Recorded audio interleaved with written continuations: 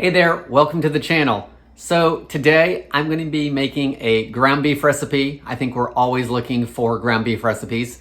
So we are going to make some bourbon infused cocktail meatballs or appetizer meatballs, whatever you want to call them. I'm going to use them as my main course for dinner tonight because we like meatballs and it's something a little different. These can be made either in the slow cooker or in the oven as I'm going to do it. If you have questions about bourbon being gluten-free, I will answer that at the beginning of the video. In any case, I'm Jamie with SavorySaver. I share gluten-free recipes, tips, tricks, and resources to make your gluten-free lifestyle easier. So please consider hitting subscribe and let's get started. Okay, so to answer the question, is bourbon gluten-free? The answer is yes. During the distilling process, the gluten is distilled out of the whiskey or the bourbon. So today in the recipe, I'm just using some Jack Daniel's whiskey. You want to make sure that you are using a straight bourbon or whiskey, nothing that is flavored. Sometimes flavorings can change things, so you want to make sure you know the ingredients. If you want to learn more about alcohol and it being gluten-free, I will link down below to the sources I used for the video. Also, if you're uncomfortable using this or just don't use alcohol, then by all means, swap out the little bit of bourbon for some beef broth. It's not going to be exactly the same, but they're still going to be good. So no worries there if you're still concerned about using whiskey or you don't drink. Now, let's get this recipe started. So for our meatballs, the first thing you want to do is take a pound of lean ground beef and put it into a medium to large bowl. I think this is 85-15, so just use something lean, maybe 80-20 or less fat than that. To our beef, we're gonna add some seasonings. So I've got about a quarter cup of finely minced onion, and if you didn't want to use onion, cut up, you could probably use about a teaspoon of onion powder. I've also got a small clove of garlic that I have minced up. Again, you could use a teaspoon of garlic powder if you didn't want to use fresh garlic. I'm going to add about a teaspoon of dried thyme.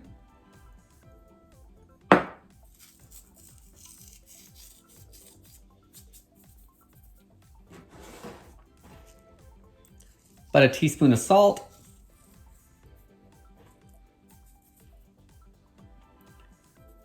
A couple pinches of pepper. For a binder, I'm going to use a quarter cup of oats. Make sure they are listed as gluten-free if that is an issue or concern because of cross-contamination. Now I want to mix this all together.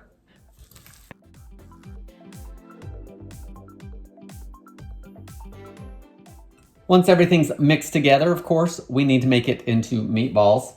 So I'm going to use a cookie scoop. I have a 1 tablespoon amount here and a 1.5 tablespoon amount here. Use whatever size you want. If you're making them for appetizers, you may want to use the tablespoon amount or so. And if you're making for dinner, maybe a tablespoon and a half, just so they're a little bit bigger. So I'm going to make these into meatballs and just leave them in the bowl because we're actually going to brown these up for a few minutes. So let's make those. Actually, let's just put them on our cutting board as I do that, and then I can move them over to the stove in the bowl.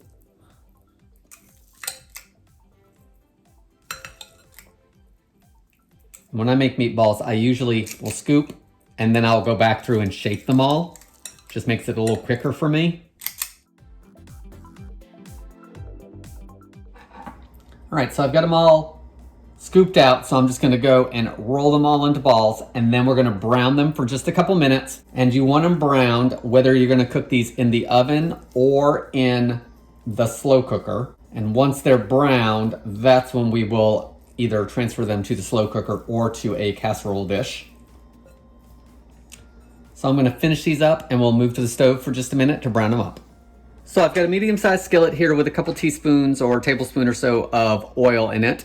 And I'm going to heat that up over medium-high heat. Once it's hot, I'm going to brown my meatballs in batches if I need to, just until a couple sides of them are brown, and then move them to a casserole dish to bake them and finish them off. After they're browned, if you're not using a casserole dish, of course, put them in the bottom of your slow cooker, and that's how we'll finish them there.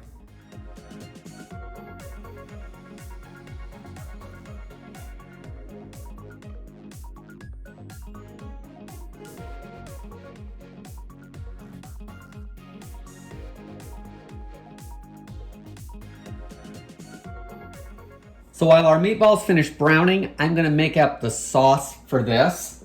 And I've got a small casserole dish that we're gonna put the meatballs into as they brown. And then the sauce will pour over them before it goes into the oven.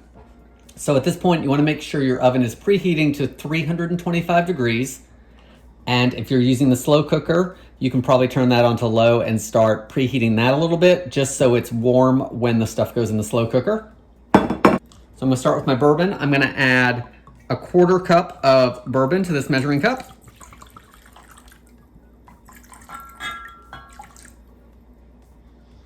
To the bourbon, I'm gonna add 1/2 cup of ketchup.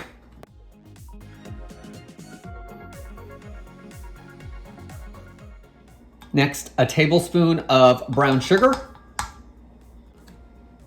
About a teaspoon of apple cider vinegar.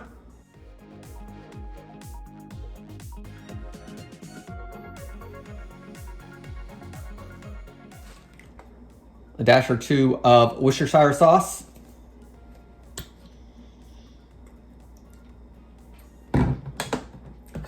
Let's whisk that all together.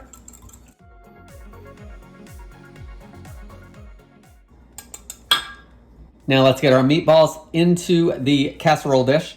So we've got our meatballs in our casserole dish. So let's pour our sauce over the meatballs.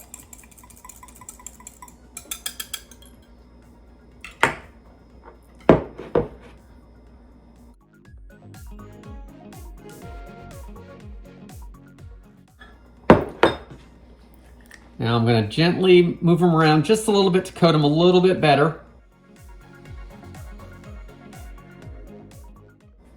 So for these meatballs, if you are baking them, then at this point you want to put them in your 325 degree Fahrenheit oven and cook them for 15 to 20 minutes until they're done.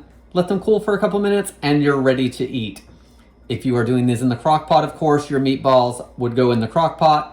Your sauce would go over them and you want to cook them on low for 2 to 3 hours until they're done, and you want to let them cool for a couple minutes as well. So let's get these baked off and give them a taste. Guys, here are our finished gluten-free bourbon meatballs. I did forget to hit record while I was doing a taste test. So just a couple things on these meatballs. For one, bake them longer than I originally instructed. You want to bake these for 25 to 30 minutes to make sure that beef is cooked all the way through. Also, you can taste the bourbon in the finished recipe. So if bourbon is something that you don't like, then swap it out for beef broth. These meatballs will still be just as tasty. That's all I have for today's video. I want to thank you so much for watching. Please leave me any comments below, and I hope to see you on the next one.